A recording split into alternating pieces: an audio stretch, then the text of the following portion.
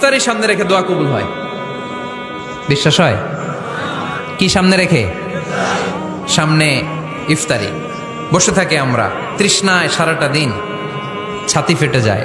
আল্লাহ দেখে, দেখতে দেখতে আল্লাহর একটা সফট কর্নার তৈরি হয়। এটাই সুযোগ কাজে লাগানোর, ঠিক কিনা? মুমিন যোগ্য যে কোপ মারে, সময় মতো কাজ করে, ঠিক কিনা?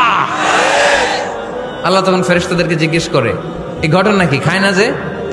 খায় না কেন? আল্লাহ রোজা রাখছে। এগুলো কি? রো আফজা, পেঁয়াজ, আলুর চপ, বেগুনি, মুরগির রান খায় না। খায় না কেন? ওরা যে ক্ষুধার্ত, আল্লাহ আপনার ভয়ে। তাই কি চায়? আল্লাহ আপনার কাছে ক্ষমা চায়। ক্ষমা চায়, আল্লাহ রহমতের দরিয়ায় জোশ খেলে যায়। আল্লাহ তখন বলে, আমারে দেখছে নাকি ওরা? ফেরেশতারা বলে, না দেখে নাই। আমার জান্নাত জাহান্নাম দেখেছে? না দেখে নাই। আমারে না দেখে, জান্নাত জাহান্নাম না দেখে আমার এত ভয় করে? যাও, আজকের এই রোজার বিনিময়ে এখন বান্দা যা চাইবে সব কবুল করে নেব।